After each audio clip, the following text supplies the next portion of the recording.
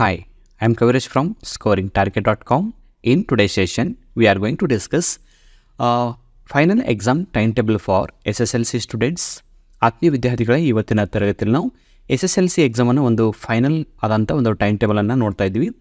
So ಈ time table ಬಗ್ಗೆ ಈಗ ನಾನು ಆಗಲೇ ನಿಮಗೆ ಒಂದು ಮೆಸೇಜ್ ಕೂಡ ನಾನು ಯೂಟ್ಯೂಬಲ್ಲಿ ಹಾಕಿದ್ದೆ, ನೀವು ನೋಡಿರ್ಬೋದು ಅನ್ಕೋತೀನಿ.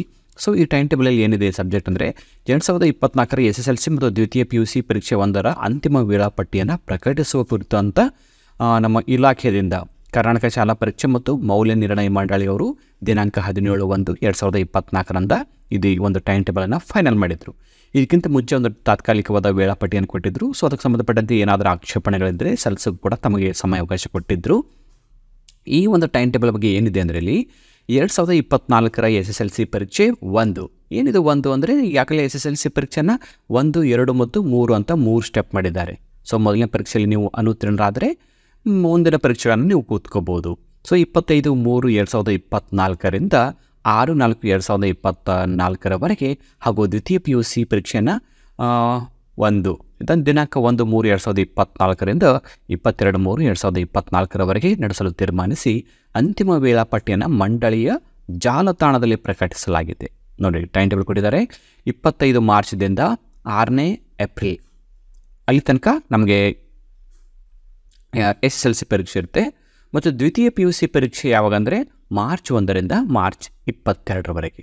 ಅಂದರೆ ಮಾರ್ಚ್ದಲ್ಲಿ ಎಕ್ಸಾಮ್ಗಳು 22ರವರೆಗೆ ದ್ವಿತೀಯ PUC ಎಕ್ಸಾಮ್ ಮುಗಿಯುತ್ತೆ. 22ರಿಂದ ಮುಗಿದ ನಂತರ 25ರಿಂದ SSLC ಎಕ್ಸಾಮ್ ಸ್ಟಾರ್ಟ್ ಆಗುತ್ತೆ. ಜಿಲ್ಲಾ ಉಪನಿರ್ದೇಶಕರು ಮತ್ತು ಜಿಲ್ಲಾ ಉಪನಿರ್ದೇಶಕರು ಅವರು ತಮ್ಮ ಜಿಲ್ಲಾ ವ್ಯಾಪ್ತಿಯಲ್ಲಿ ಬರುವ ಎಲ್ಲ ಪ್ರೌಢಶಾಲಾ ಮುಖ್ಯ ಶಿಕ್ಷಕರು ಮತ್ತು ಪದವಿ ಪೂರ್ವ ಕಾಲೇಜು ಪ್ರಾಂಶುಪಾಲರು ಅಂತಿಮ ವೇಳಾಪಟ್ಟಿಯನ್ನು ಈ ಮಂಡಳಿಯ ಜಾಲತಾಣ ಇಲ್ಲೊಂದು ವೆಬ್ಸೈಟ್ ಕೊಟ್ಟಿದ್ದಾರೆ, www.kseap.karnataka.gov.in. ಈ ಒಂದು ವೆಬ್ಸೈಟ್ದಿಂದ ಪಡೆದುಕೊಳ್ಳಲು ತಮ್ಮ ಶಾಲಾ ಕಾಲೇಜಿನ ಸೂಚನಾ ಫಲಕದಲ್ಲಿ ಪ್ರಕಟಿಸಲು ಹಾಗೂ ಎಲ್ಲ ವಿದ್ಯಾರ್ಥಿಗಳಿಗೂ ಮಾಹಿತಿ ನೀಡುವಂತೆ ಕ್ರಮ ವಹಿಸಲು ತಿಳಿಸಿದೆ. 17/1 ಇವತ್ತರಂದು ಇದು ಪರೀಕ್ಷೆಯ ನಿರ್ದೇಶಕರು ಈ ಒಂದು ಟೈಮ್ ಟೇಬಲನ್ನು ವೆಬ್ಸೈಟಲ್ಲಿ ಅಪ್ಲೋಡ್ ಮಾಡಿದ್ದಾರೆ. ಸೊ ಈ ವೆಬ್ಸೈಟಲ್ಲಿ ಅಪ್ಲೋಡ್ ಮಾಡಿದಂಥ ಟೈಮ್ ಟೇಬಲಲ್ಲಿ ನಾವು ಈಗಾಗಲೇ ಯೂಟ್ಯೂಬಲ್ಲಿ ವಾಟ್ಸಪ್ಪಲ್ಲಿ ಜಾಸ್ತಿ ಜನ ಶೇರ್ ಮಾಡ್ಕೊಂಡಿದ್ದನ್ನು ನೋಡಿದ್ದೀವಿ. ಬಟ್ ಇಲ್ಲಿ ಒಂದು ಏನು ಡೌಟ್ ಅಂದರೆ ಇಲ್ಲಿ ಟೈಮ್ ಟೇಬಲಿಂದ ದಿನಾಂಕ ಏನಿದೆ ಇಲ್ಲಿ ಸ್ವಲ್ಪ ನೀವು ಕರೆಕ್ಷನ್ ಮಾಡಿದ್ದನ್ನು ನೋಡ್ತಾ ಇದ್ದೀರಾ, ಹೌದಾ? ಇಲ್ಲಿ ಏನೋ ಸ್ವಲ್ಪ ತಿದ್ದಿದ ಟೈಮ್ ಟೇಬಲನ್ನು ಕಾಣ್ತಾ ಇದ್ದೀವಿ. ಸೊ ಇದು ಟೈಮ್ ಟೇಬಲ್ ಏನು ಒರಿಜಿನಲ್ಲ ಅಥವಾ ಡೂಪ್ಲಿಕೇಟಾ ಅಂತ ಸಹಜವಾಗಿ ಡೌಟ್ ಬರ್ತಾ ಇದೆ. ಸೊ ಅದಕ್ಕಾಗಿ ನಾನು ಏನು ಮಾಡಿದೆ, ನಮ್ಮ ಒಂದು ವೆಬ್ಸೈಟಲ್ಲಿ ನಾನು ಗೂಗಲ್ ಸರ್ಚಲ್ಲಿ ಹೋಗಿ 10th standard board exam time table 2024 ಅಂತ ಸರ್ಚ್ ಮಾಡಿದೆ. ಸೊ ಸರ್ಚ್ ಮಾಡಿದಾಗ ನಮಗೆ ನಮ್ಮ ಇಲಾಖೆ Karnataka school examination and assessment ಬೋರ್ಡ್ದಿಂದ ಅಧಿಕೃತವಾದ ವೆಬ್ಸೈಟ್ ಇದು, ನಮ್ಮ ಕರ್ನಾಟಕ ಸರ್ಕಾರ ನಮ್ಮ ಶಾಲಾ ಶಿಕ್ಷಣ ಇಲಾಖೆದು. ಸೊ ಈ ವೆಬ್ಸೈಟಲ್ಲಿ ಫಸ್ಟ್ ಲಿಂಕ್ ಏನಿದೆ ನೋಡಿ, March April 2024 SSLC exam 1 final time table ಅಂತ ಕೊಟ್ಟಿದ್ದಾರೆ. ಅಂದರೆ ಇಲ್ಲಿ ನಾನು ತೋರಿಸ್ತಕ್ಕಂಥ PDF ಟೈಮ್ ಟೇಬಲ್ ಕರೆಕ್ಷನ್ ಆದರೂ ಕೂಡ ಇದು ಟೈಮ್ ಟೇಬಲ್ 100% ಕರೆಕ್ಟಾಗಿದೆ. ಸೊ ಯಾವುದೇ ಡೌಟ್ ಇಲ್ಲ. ಈ ಟೈಮ್ ಟೇಬಲ್ ಯಾರ್ಯಾರಿಗೆ? ಶಾಲಾ ಅಭ್ಯರ್ಥಿಗಳು ಅಂದರೆ ರೆಗ್ಯುಲರ್ ಆಗಿ SSLC ಕಲಿತಕ್ಕಂಥ ಮಕ್ಕಳಿಗೆ ಮತ್ತು ಪುನರಾವರ್ತಿತ ಶಾಲಾ ಅಭ್ಯರ್ಥಿಗಳು. ಪುನರಾವರ್ತಿತ ಅಂದರೆ ರಿಪೀಟೆಡ್ ಲಾಸ್ಟ್ ಇಯರ್ ಎಕ್ಸಾಮಲ್ಲಿ ಫೇಲ್ ಆದಂಥ ವಿದ್ಯಾರ್ಥಿಗಳಿಗೆ ಮತ್ತು ಪ್ರೈವೇಟಲ್ಲಿ SSLC ಎಕ್ಸಾಮನ್ನು ಕಟ್ಟಿರ್ತಾರಲ್ಲ, ಪ್ರೈವೇಟ್ ಫ್ರೆಶ್ ಆಗಿರ್ಬೋದು, ಪ್ರೈವೇಟ್ ರಿಪೀಟರ್ಸ್ ಆಗಿರ್ಬೋದು. ಸೊ ಇದೆಲ್ಲರಿಗೂ ಕೂಡ ಈ ಟೈಮ್ ಟೇಬಲ್ ಫೈನಲ್. ಈ ಟೈಮ್ ಟೇಬಲ್ ಪ್ರಕಾರ ನಾವೀಗ ಒಂದೊಂದು ವಿಷಯಗಳನ್ನ ನೋಡ್ಕೊಳ್ಳೋಣ. ಫಸ್ಟ್ ನಮ್ಮ ಎಕ್ಸಾಮ್ ಸ್ಟಾರ್ಟ್ ಆಗುತ್ತೆ ಮಾರ್ಚ್ 25 ಸೋಮವಾರ. ಸೊ ಪ್ರಥಮ ಭಾಷೆ ಕನ್ನಡ ಇದೆ. ಆನಂತರ ನಿಮ್ಮ ಭಾಷೆಗಳು ಯಾವುದಿದೆ ಪ್ರಥಮ ಭಾಷೆ ಅವುಗಳನ್ನು ಇಲ್ಲಿ ನೀವು ನೋಡ್ಕೋಬೋದು. ಆಮೇಲೆ ವಿಷಯದ ಸಂಕೇತ ಕೊಟ್ಟಿದ್ದಾರೆ. ಸಮಯ ಬೆಳಿಗ್ಗೆ 10 ಗಂಟೆ 15 ನಿಮಿಷದಿಂದ 1 ಗಂಟೆ 30 ನಿಮಿಷ. ಅಂದರೆ ಒಟ್ಟಾರೆ 3 ಗಂಟೆ 15 ನಿಮಿಷ ಈ ಪ್ರಶ್ನೆ ಪತ್ರಿಕೆ ಇರುತ್ತೆ. ಗರಿಷ್ಠ ಅಂಕಗಳು 100. ಇದು ಫಸ್ಟ್ ಲ್ಯಾಂಗ್ವೇಜ್. ಇನ್ನು 26ರಂದು ಮಂಗಳವಾರ ಪರೀಕ್ಷೆ ಇರೋದಿಲ್ಲ.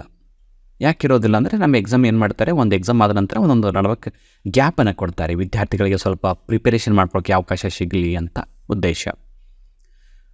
ಸೊ 26ಕ್ಕೆ ಎಕ್ಸಾಮ್ ಇಲ್ಲ. 27ಕ್ಕೆ ಮತ್ತು 2ನೇ ಪೇಪರ್ ಸ್ಟಾರ್ಟ್ ಆಗುತ್ತೆ ಬುಧವಾರಂದು. ಅದು ಕೋರ್ ಸಬ್ಜೆಕ್ಟಲ್ಲಿ ಯಾವುದಂದರೆ ಸಮಾಜ ವಿಜ್ಞಾನದ ಸಬ್ಜೆಕ್ಟ್ ಕೋಡ್ 85 ಇದೆ. ಇದು ಕೂಡ ಸೇಮ್ ಆಗಿ ಬೆಳಿಗ್ಗೆ 10 ಗಂಟೆ 15 ನಿಮಿಷದಿಂದ 1 ಗಂಟೆ 30 ನಿಮಿಷ. ಒಟ್ಟಾರೆ 3 ಗಂಟೆ 15 ನಿಮಿಷದಲ್ಲಿ ಈ ಪ್ರಶ್ನೆ ಪತ್ರಿಕೆಯನ್ನು ಬಿಡಿಸಬೇಕು. ಇದು 80 ಅಂಕ ಇರುತ್ತೆ. ಫಸ್ಟ್ ಲ್ಯಾಂಗ್ವೇಜ್ ಒಂದು ಬಿಟ್ಟರೆ ಉಳಿದೆಲ್ಲ ಪತ್ರಿಕೆಗಳು ಸಹಜವಾಗಿ 80 ಅಂಕದ ಇರುತ್ತೆ. ಸೊ ಆನಂತರ 28ರಂದು ಗುರುವಾರ ಪರೀಕ್ಷೆ ಇರೋದಿಲ್ಲ. ನನಗೆ ಯಾಕೆ ಹೇಳಿದೆ, ಒಂದೊಂದು ಆದ ನಂತರ ಒಂದು ರಜೆ. 25ಕ್ಕೆ ಎಕ್ಸಾಮು, 26 ಸುಟ್ಟಿ, 27 ಎಕ್ಸಾಮ್, 28 ಹಾಲಿಡೇ. ಸೊ ಇದಾದ ನಂತರ 29 ಕೂಡ ಎಕ್ಸಾಮ್ ಇಲ್ಲ. ಯಾಕಿಲ್ಲ ಅಂದರೆ ಶುಕ್ರವಾರ ಏನಿದೆ, ಶುಭ ಶುಕ್ರವಾರ ಅಂತ ಏನೋ ಒಂದು ಇದು ಆಚರಣೆ ಇದ್ದಂಗೆ ಕಾಣುತ್ತೆ. ಸೊ ಇದು ಕೂಡ ರಜೆ ಇದೆ. ಇದು ನಿಮಗೆ ಓದೋಕ್ಕೆ 2 ದಿನ ಟೈಮ್ ಸಿಕ್ತು. ಯಾವ ಪೇಪರ್ ಇದೆ ನೆಕ್ಸ್ಟ್ ನೋಡಬೇಕು.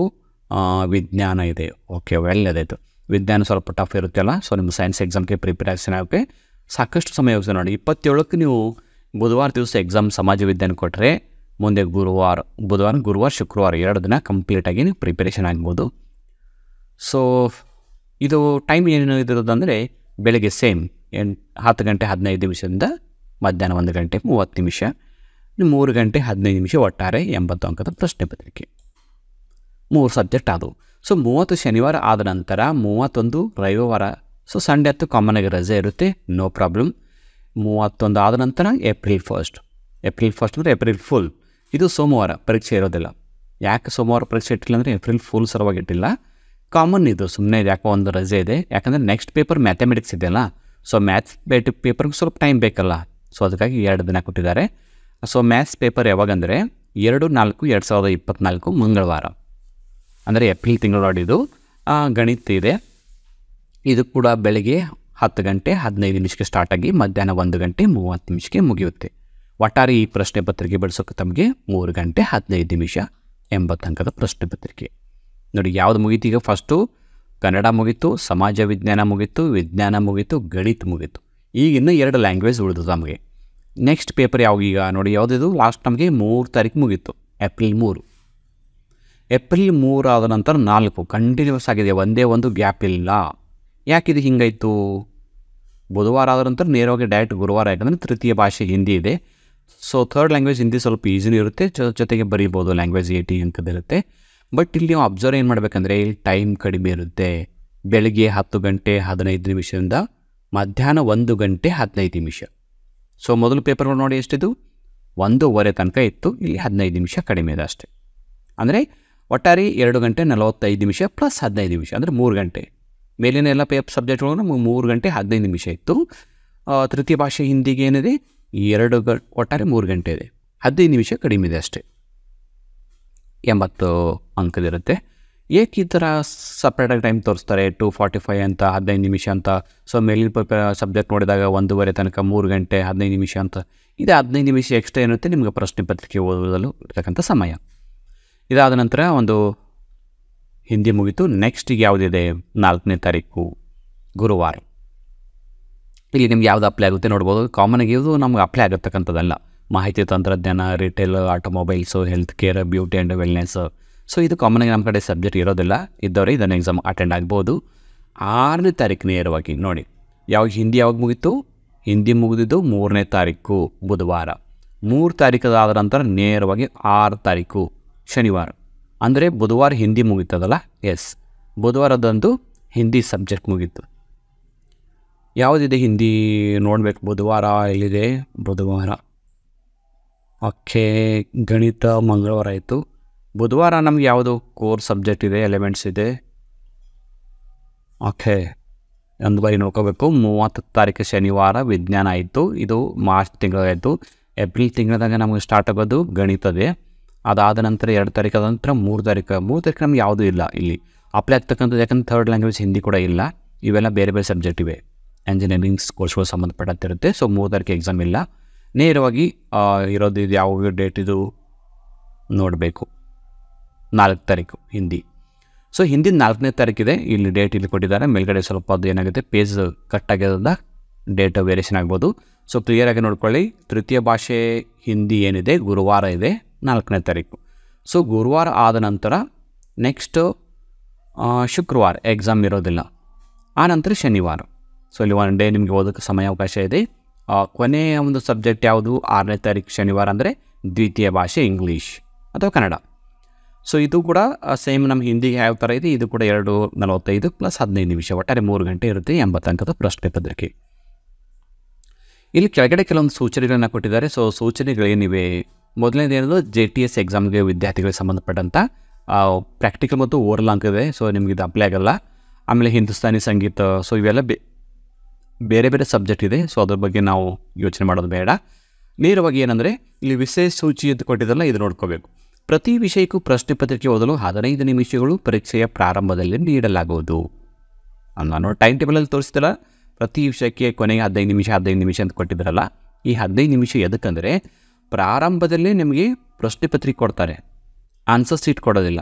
ನೀವೇನು ಮಾಡಬೇಕು, ಪ್ರಶ್ನೆ ಪತ್ರಿಕೆನ 15 ನಿಮಿಷ ನೋಡ್ಕೋಬೇಕಂದ್ರೆ ಜಸ್ಟ್ ನೋಡೋದಲ್ಲ, ಅಲ್ಲಿ ನಿಮ್ಮ ಪ್ರಶ್ನೆಗಳನ್ನ ನೋಡ್ಕೋಬೇಕು, ಯಾವುದು ನಿಮಗೆ ಬರುತ್ತೆ, ಯಾವುದು ಬರೋದಿಲ್ಲ.